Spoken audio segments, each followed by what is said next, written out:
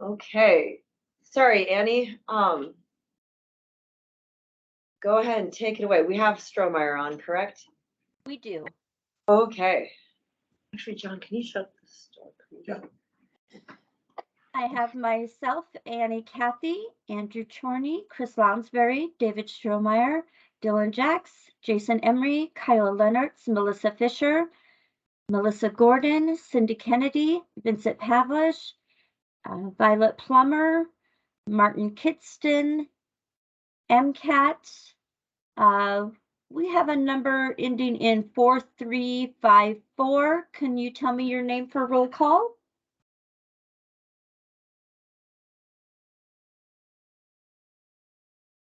Let's be careful. Okay. In 206, it looks like we have Allison France, Juanita Vero, John Hart, and maybe we could go around and do a roll call. Fantastic. Okay. We'll go counterclockwise. We'll begin with you. Denise Bain. Were you able to hear that, Annie?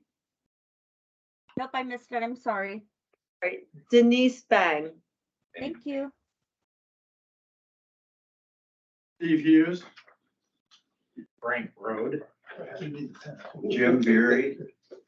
Karen Wilson. Were you able to hear that, Annie? Yep. Andrew Hurst. Cynthia Bryant. Michael Bain. Bob Yeomans. That's everyone in the room. Perfect. Thank you guys so much. I appreciate it. And looks like Violet has her hand up. One. Okay. Thanks. Go ahead, Violet. Everybody, I just got a last minute notice from Andrew in CAPS that item 4 is going to be pulled from the agenda and postponed. So just wanted to make a note of that. Thank you. Okay. Was there any public comment on items not on the agenda? Okay, there's no consent agenda, so action items. John Hart. Good morning, Commissioners. What I have for you this morning is a resolution. I'm going to read the title of it. Bear with me. It's a resolution directing the Missoula County Clerk and Recorder to record notice of a decision to remove the 1-foot no access strip within the Waterside Drive right-of-way on the southern boundary of the final plat on Phase 3 of the Water's Edge subdivision. You'll recall that on June 30th, the Commission voted unanimously to lift the 1-foot no access strip that had appeared on the Phase 3 plat of Water's Edge subdivision. We don't need to revisit that decision because you made that decision on June 30th. But what that decision left, at least for me, was a question of if a member of the public, somebody who wants to buy a lot in that subdivision, somebody who wants to buy property in that area, or just anybody would look at the Phase 3 plat for that subdivision, they're going to see this 1-foot no access strip. So the question for me was, how do we memorialize that decision and record it in a way such that the public will have notice that that no access strip is no longer there? And that is the purpose of this resolution. I had discussions with Tyler Granat, the county clerk and treasurer. He agreed that this is an appropriate way to memorialize the record. And so that's all that this resolution does. I've been characterizing it as a ministerial act, simply to make the record reflect this decision more so than just the commissioner's journals. And again, Tyler or his office will, if you approve this resolution, record it in such a way that anyone who will look at that Phase 3 plat will also see notice of the decision that you made on June 30th. And with that, I can answer any questions that you might have. Do we want to, is there any way, I don't think I can do it in here, but to show the resolution, so. Well, I mean, I have it here. Oh, okay. It's in the agenda. You guys have all seen it. Yeah, Okay, and great, yeah. that's a great point, Commissioner. I had the attorneys for the developer review this and approve it. That was Jesse Kadadik and his partner Chris Johnson, and I also had Ross Keogh, the attorney for some of the property owners in Waters Edge subdivision, review it, approve it.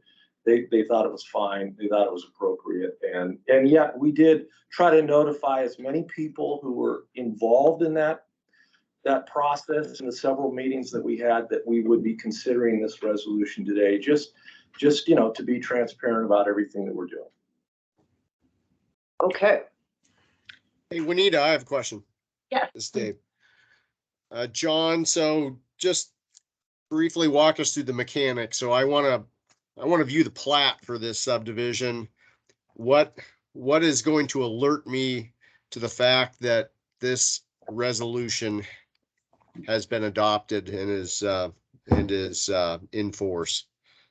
Dave, that's a great question, and I don't know the answer to the mechanics, but Tyler Granat, when I discussed this with him several months ago, said that will be no problem. We will work our magic in the recording system. I don't know if they'll put a note. I suspect they'll put a note on the plat itself referencing this. And the book and page where it can be found. But I don't know specifically what the clerk and recorder will do to tie these things together, but Mr. Granat said that would not be a problem at all, and that anybody who wanted to look at the plat would have actual notice of this. Okay. And Thanks. thanks, Annie, for putting that up. Sorry, Dave, keep going. Nope, that's it. As long as Tyler can apparently work his magic, that sounds good. I can't read this from here, but help remind me what the date is, or there's a time frame for final plat. Well, there were some conditions. Okay, I mean, yeah. I don't really want to say conditions because the decision to lift the no access strip was, for all intents, unconditional. However, if the property at issue is not developed, the property to the south is not developed in 5 years, Okay. then there may be an opportunity for the public to come back and ask the commission to reinstate or reimpose this 1 foot no access strip. But if that property is developed or reaches a certain level of development within 5 years, then the no access strip remains lifted in perpetuity. Okay.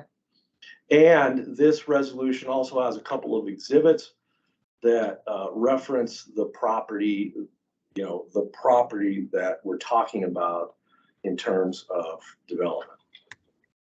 Well, it's very clear what property would or would not be developed for purposes of that quasi condition. Thank you. Do you guys have comments or questions?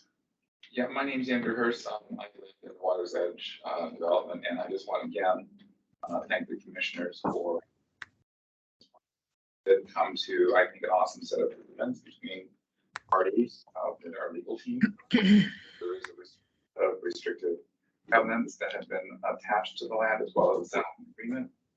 Developer, one of the things that I'm very much appreciative in this resolution is it does anticipate that the Waters Edge HOA, this is towards the end of that resolution, will be petitioning the commissioners to abandon the access right-of-way on Waterside Drive. Now that we've gone through this exercise and more or less stabilized the road as a local road per what it was designed to be, now we're hoping that we can work with the commissioners to find some happy medium in removing any excess right of way that is no longer required for expanding roadway that no longer needs to be expanded.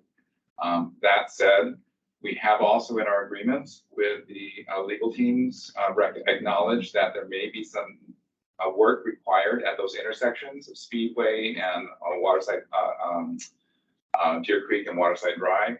So the very entrance to Water's Edge on Waterside Drive may need to remain available for whatever work the county would need to make that work, but we still would like to approach abandoning the excess right of way. We're currently engaging the services of IMEG, an engineering firm. Jason Rice, who we are all familiar with, will be working with us, or his team will. And we hope to get that petition in front of the commissioners as soon as possible.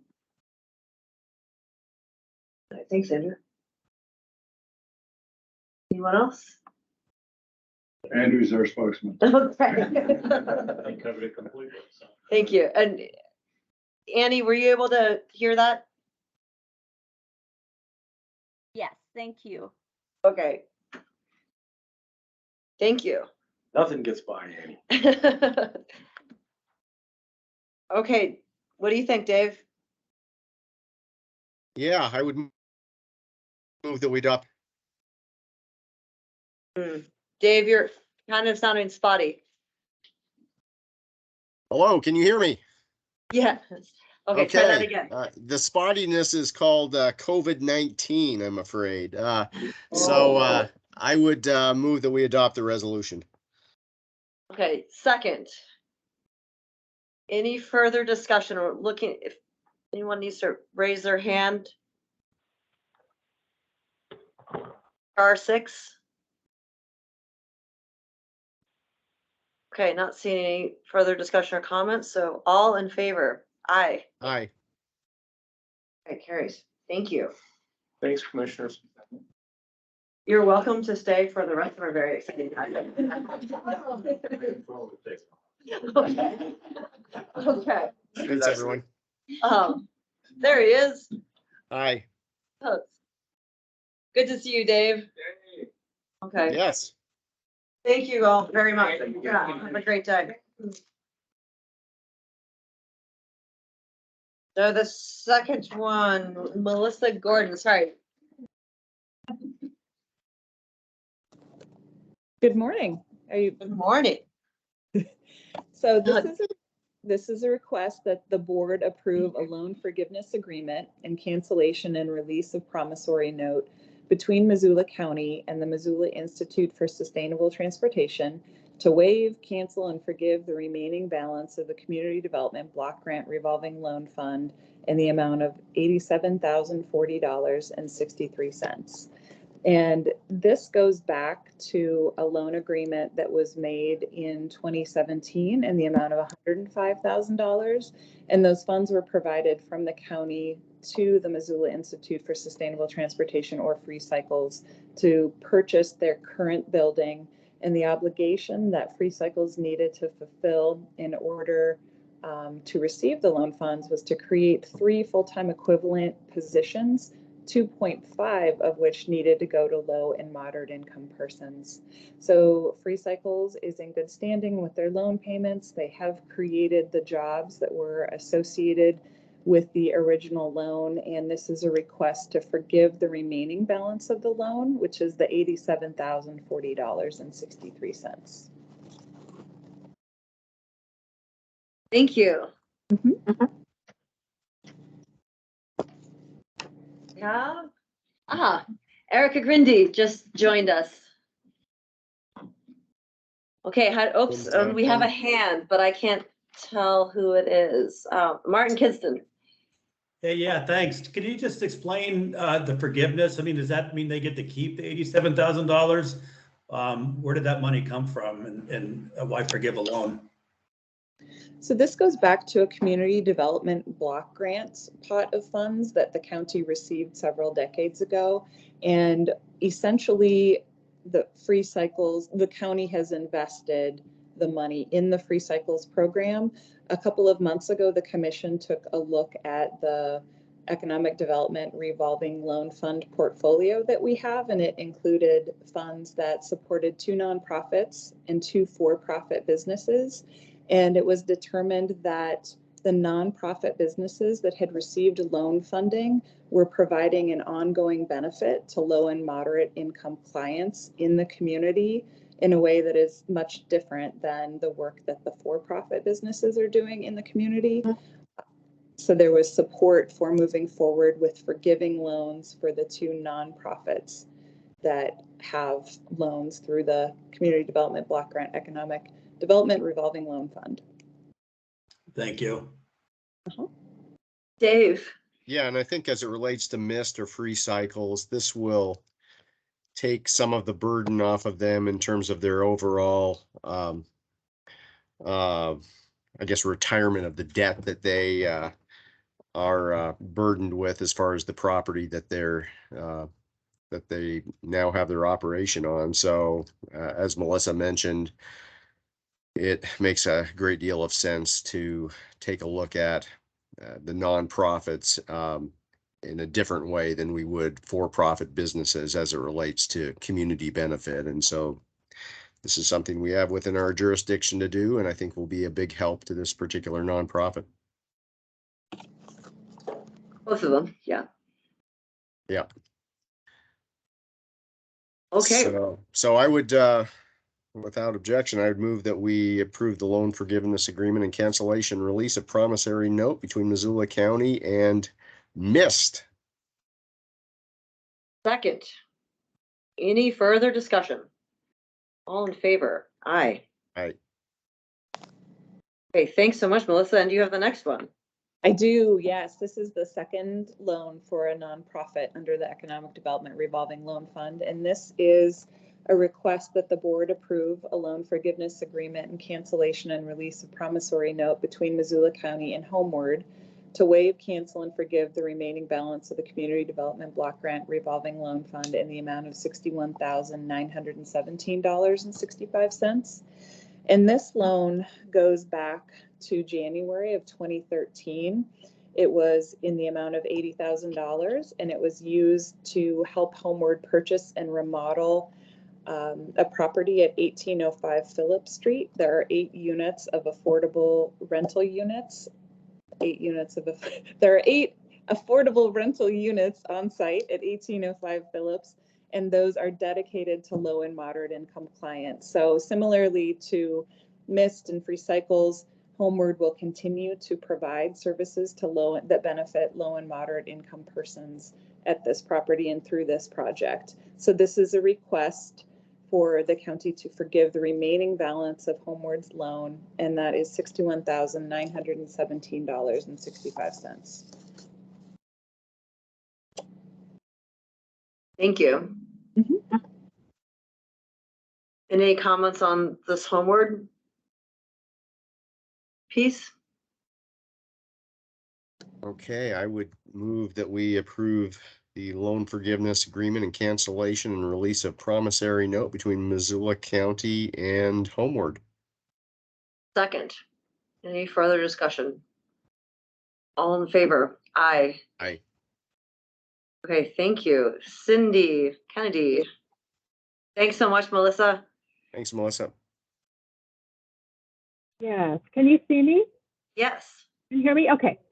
I couldn't see myself. So thank you. Good morning.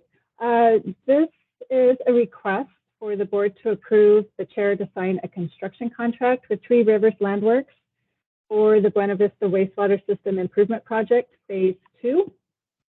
So Three Rivers Landworks has met all of their startup requirements to begin construction, and they have signed the contract. And so now we just need the commissioners to do their part and sign the contract, and we can get started on this project that we've been working on for a very long time. Thursday is the pre-construction conference, so Three Rivers, they're ready to get going. Are there any questions? Day after tomorrow.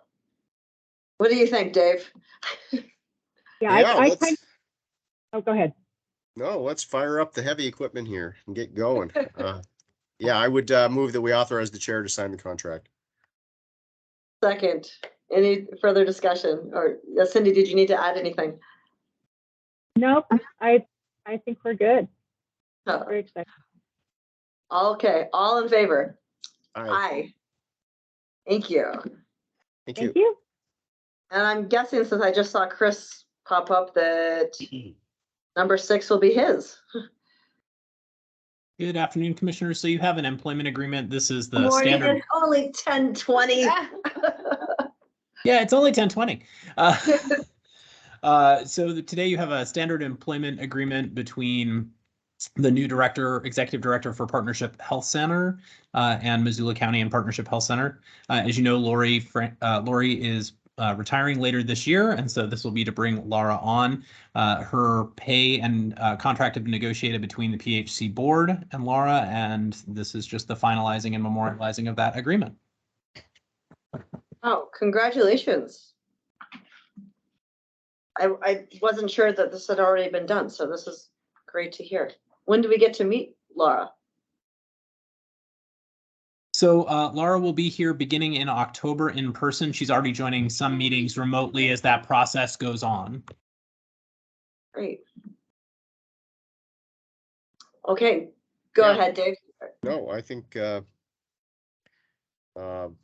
she'll be a great fit for PHC, and she came at the end of a long hiring process and a very in-depth hiring process by PHC and the PHC board. So welcome aboard, Lara. I would move that we approve the employment agreement. Second, any further discussion? All in favor? Aye. Congratulations. That was a Thank you, big hire. Commissioners. The one thing I forgot to add that I always remind everybody is that, of course, the salaries at Partnership Health Center are not funded by property tax dollars. They are funded through the grants of the federally qualified health center and then the insurance that they're able to bill. Thank you for that, Chris. Always keep saying that. Any correspondence? Discussion items. I don't see Adrian on. Wildfire update. No, Sarah- Commissioners, we don't really have cool. Adrian with us today, and to the best of my knowledge, we do not have any significant fires currently burning in Missoula County. So Air quality's been so incredible this summer. I was wondering how Sarah Cofield's feeling. Okay, litigation strategy for DV-20-875. Do we have a closed meeting to go to? Oh, we need one for Dave. Hey, Chris. Can we set up a closed meeting link for you and Dave? I should have mentioned. yes, I can just call everybody in once we've moved. I can start one and call everybody in. Okay, Chris, this is Dylan. Can you call me in as well? Oh, I yes, can. sorry. Thank you. No, it's okay. Thank you. Yeah, Yeah, so- that helps. Okay. Bye. Good to hear you, Martin. Yep, take care. Commissioners, we're going to discuss DV-20-875. This is the litigation involving the young girl who came out of the carnival ride at the 2018 Western Montana Fair. There is a court-ordered settlement conference on Thursday of this week. Commissioner Slotnick is going to go with us. And now we're going to talk about some of the strategy that we're going to employ during that settlement conference. So pursuant to the exception from the public meeting statutes, I recommend that the chair move to close the remaining discussion under the litigation strategy exception. So moved. Second. Any further discussion? All in favor? Aye. Aye. Thanks, Thank you. everyone. I We'll will close I will this. start that second meeting. Thank you. Okay.